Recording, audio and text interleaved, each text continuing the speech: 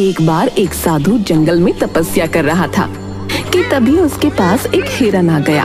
वो हिरन उसके चारों तरफ दौड़ने लगा और उसकी आहट से साधु की तपस्या भंग हो गई। साधु ने आंखें खोली। ओह, ये तो एक हिरण है।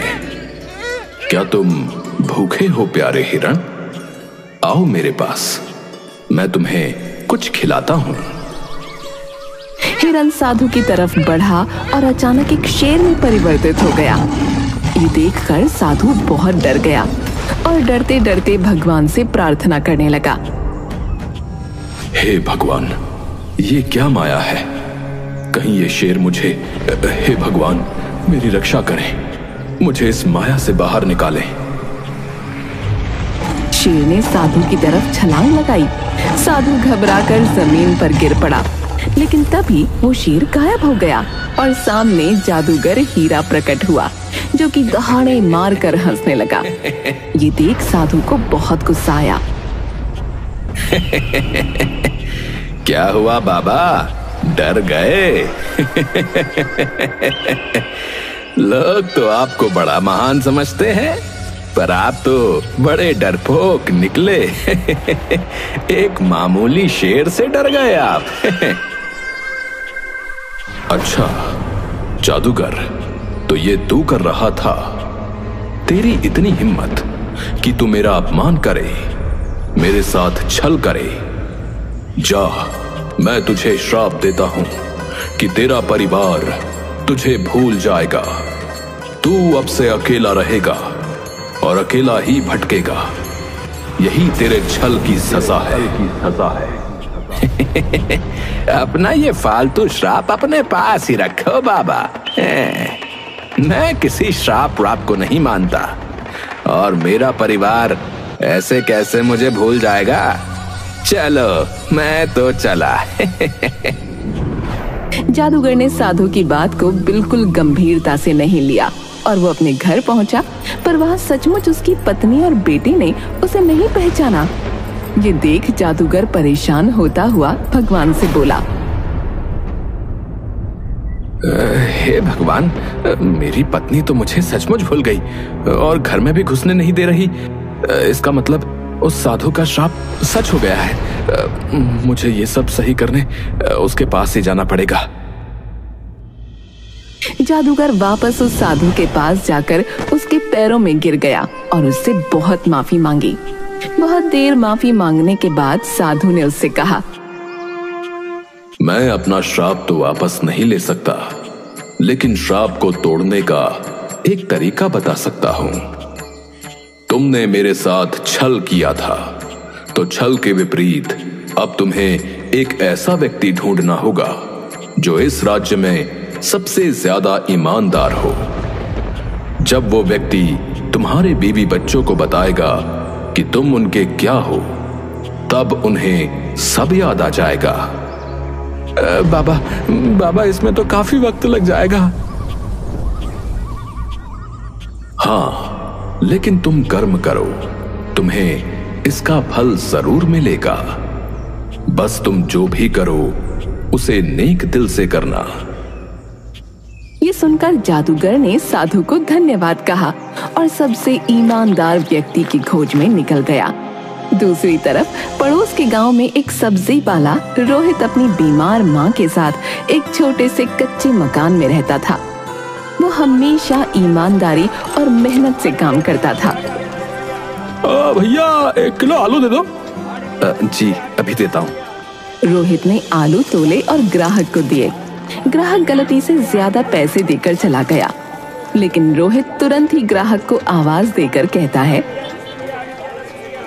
भाई साहब, आपने ज्यादा पैसे दे दिए। ये लो आपके बाकी पैसे। अरे हाँ, अरे धन्यवाद भैया, तुम तो सच में बहुत ईमानदार हो। अब तक तो सिर्फ सुना था तुम्हारे बारे में, आज देख भी लिया भैया। अरे इसमें धन्यवाद कैसा, ये तो आपके ही पैसे हैं। रोहित इसी तरह ईमानदारी से अपना जीवन जी रहा था कि तभी उस गांव में जादूगर हीरा आ गया और उसने सबसे ईमानदार व्यक्ति की तलाश शुरू की। उसने गांव के कुछ लोगों से सवाल पूछने शुरू किए। नमस्कार। क्या आप मुझे इस गांव के सबसे ईमानदार व्यक्ति के बारे में बता सकते हैं? अरे इस गांव में सबसे ईमानदार तो मैं ही हूँ। मैंने कभी किसी को धोखा नहीं दिया भाई। अच्छा, धन्यवाद। हीरा ने दूसरे व्यक्ति से पूछा तो वो बोला, मैं ही इस गांव का जो है सबसे ईमानदार व्यक्ति हूँ। हाँ, लोग मेरी सच्चाई की कसम खाते हैं भैया, कसम। हाँ, हर कोई खुद को सबसे ईमानदार बताने में लगा हुआ था। जादूगर हीरा को सही उत्तर नहीं मिल पा रहा था। आखिरकार वो रोहित के पास पहुंचा। नमस्ते। क्या आप मुझे इस गांव के सबसे ईमानदार व्यक्ति का पता दे सकते हैं? नमस्ते भैया। देखिए, इस गांव में सभी लोग ईमानदार हैं, लेकिन एक बात कही जाती है ना कि ईमानदार वही है जिसे बेईमानी का मौका नहीं मिला। इसलिए अंदर की सच्चाई तो भगवान ही जानता है। रोहित का ये उत्तर सुनकर जादूगर हीरा सोच में पड़ गया। ये तो बिल्कुल सही बात कह रहा है। असली ईमानदारी का पता तब चलता है जब किसी को बेईमानी का मौका मिले और वो फिर भी सच्चाई का साथ दे। मुझे इन लोगों की ईमानदारी की परीक्षा लेनी होगी। जादूगर हीरा ने उन लोगों की परीक्षा लेने के लिए रात के अंधेरे में अपने जादू से गांव के बीचों बीच एक जादुई पेड़ बनाया। अगली सुबह जब गांव वालों ने उस पेड़ को देखा तो वो हैरान रह गए। अरे ये पेड़ तो यहाँ कल रात तक नहीं था, ये कैसे आ गया भैया? ये पेड़ तो बड़ा ही अजीब सा लग रहा है कि नहीं? सुनो गांव वालों, मैं एक जादुई पेड़ हूँ। तुम लोग आज भर मुझसे कोई भी एक मनोकामना मांग सकते हो। तुम्हें वो सब मिलेगा जो तुम चाहोगे, पर कल मैं गायब हो जाऊंगा। अरे अरे बाप रे, अरे भैया, अरे जादुई पेड़। पहले तो गांव वाले डरे और फिर एक एक करके धागा लेकर आने लगे और पेड़ के तने पर बांधते हुए अपनी मनोकामनाएं मांगने लगे। लेकिन रोहित वहां नहीं आया। अरे अब रोहित कहाँ है? वो क्यों नहीं आया मनोकामना मांगने? सुना है रोहित के घर आज लड़की वाले आए हुए हैं, शायद वो उनसे मिलने में व्यस्त है। रोहित अपने घर पर ही था जहां लड़की वाले उसे देखने आए हुए थे, लेकिन यहाँ भी उसकी किस्मत अच्छी नहीं थी।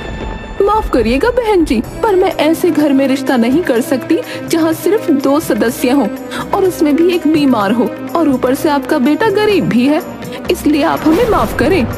अरे ये आप क्या बात कर रही हैं? मेरा बेटा बहुत संस्कारी और ईमानदार है, ये तो देखिए। संस्कारों से घर नहीं चलते। ये बोलकर लड़की वाले चले जाते हैं और रोहित का दिल टूट जाता है। मुझे माफ कर दे मेरे बच्चे, मेरे चक्कर में तेरी शादी भी नहीं हो पा रही। इससे अच्छा तो भगवान मुझे उठा ले। अरे माँ, कैसी बातें कर रही हो? शुभ शुभ बोलो। अरे रोहित, तुम्हारे जीवन में इतने कष्ट हैं तो तुम जादुई पेड़ पर मनोकामना मांगने क्यों नहीं गए? तुम कौन हो भैया? तुम्हारा शुभ चिंतक हूं। चलो चलकर मनोकामना मांगो।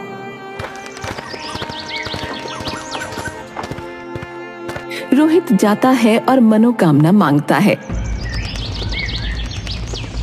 लेकिन अगले दिन गांव में कुछ अजीब हुआ। लोगों की मनोकामनाएं गलत हाथों में पहुंच गईं। किसी ने धन मांगा था, लेकिन उसे किसी और के पास भेज दिया गया। किसी ने सोना मांगा था, लेकिन वो किसी और को मिल गया।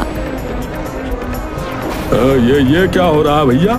मैंने तो धन मांगा था, लेकिन मेरे पास तो किसी और की चीज आ गई।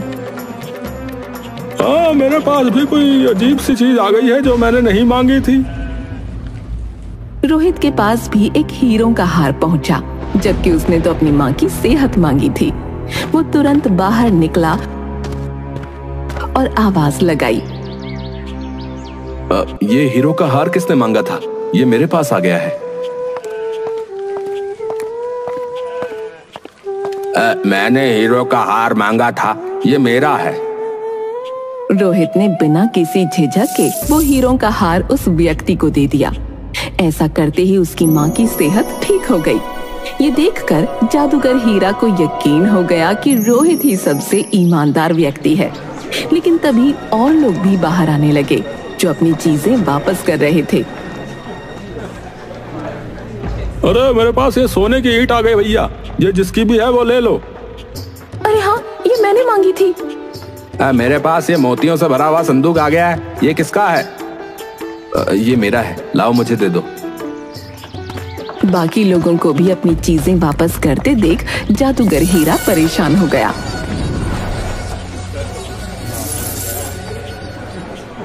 हे भगवान, ये क्या चल रहा है?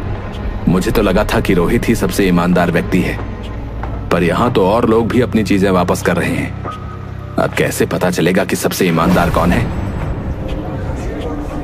वो ये सब सोच ही रहा था कि तभी उसे एक विचार आया। यहाँ पर शायद लोगों ने ईमानदारी इसलिए भी दिखाई क्योंकि ये बात पूरे गांव के सामने थी। अब मुझे कुछ ऐसा करना पड़ेगा जो अकेले उनके लिए हो, तब पता चलेगा कि ईमानदार कौन है। ईमानदारी की असली परीक्षा अकेले में ही होती है। ये सोचकर जादूगर हीरा उन सभी लोगों के घर पर एक जादू करता है जिन्होंने अपना सामान लौटाया था। उन लोगों के घरों के आंगन की जमीन हिलने लगी और अचानक वहां से मिट्टी हटने लगी। अरे मुझे बाहर निकालो, अरे मुझे बाहर निकालो भैया। ये क्या हो रहा है? ये कैसी आवाज है? बेटा, हमारे आंगन में जरूर कोई खजाना है। मैंने अपने बड़े बूढ़ों से सुना है कि खजाना ही ऐसे आवाज देता है। ये आप क्या बोल रही हो माँ? अरे मैं सच कह रही हूँ, चाहे तो तू खुदाई करके देख ले। बाकी लोगों के घर भी यही हो रहा था। वो सब लोग खुदाई करते हैं और खजाना निकल आता है। खजाने को देखकर सबकी आंखें चौंधी आ गईं। हे भगवान, तेरा बहुत बहुत धन्यवाद है, मैं तो अमीर हो गया है। अरे बाप रे, इतना बड़ा खजाना! देखा, मैंने क्या कहा था। ये तो सचमुच खजाना है, लेकिन मैं इसको नहीं रख सकता। जमीन में निकले खजाने का हक राज्य का होता है। मैं इसे राज्य को वापस कर दूंगा। अरे तू पागल हो गया है क्या? ऐसा मत कर। इस खजाने की मदद से तेरी शादी हो सकती है। नहीं माँ, मैं जो करूंगा मेहनत और ईमानदारी से करूंगा, ऐसे नहीं। रोहित वो खजाना लेकर घर से निकला और राज्य को वापस कर दिया। ये देखकर जादूगर हीरा को यकीन हो गया कि सबसे ईमानदार व्यक्ति वही है, क्योंकि और किसी ने खजाना वापस न किया था। फिर वो रोहित के पास पहुंचा और उसे पूरी बात बताई। मैंने उस साधु के साथ बहुत बुरा किया, इसलिए उन्होंने मुझे श्राप दे दिया, और इस श्राप को तोड़ने का सिर्फ एक ही तरीका है कि इस राज्य का सबसे ईमानदार व्यक्ति मेरी पत्नी और बच्चे को मेरे बारे में बताए। इसीलिए मैं तुम्हारे पास आया हूँ, क्योंकि तुम ही इस राज्य के सबसे ईमानदार व्यक्ति हो। पर मैं कैसे? मेरी इतनी सी बात मान लो, बदले में मैं तुम्हारा जीवन बदल दूंगा, तुम्हें धनी बना दूंगा, जिससे तुम्हारी शादी भी आसानी से हो जाएगी। नहीं नहीं, इसकी जरूरत नहीं है। मैं तुम्हारा काम कर दूंगा, मुझे कोई रिश्वत नहीं चाहिए। रोहित जादूगर हीरा के परिवार के पास गया।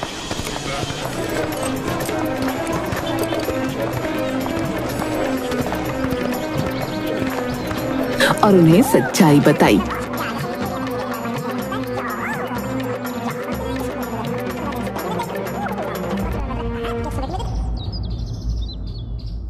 बहन जी, ये आपके पति जादूगर हीरा हैं। इन्हें एक साधु के द्वारा शाप लगा था, जिस कारण आप इन्हें भूल गई थी। रोहित के मुंह से ये सुनकर जादूगर हीरा की पत्नी और बच्चे को सब कुछ याद आ गया। अरे हाँ, मुझे सब याद आ गया।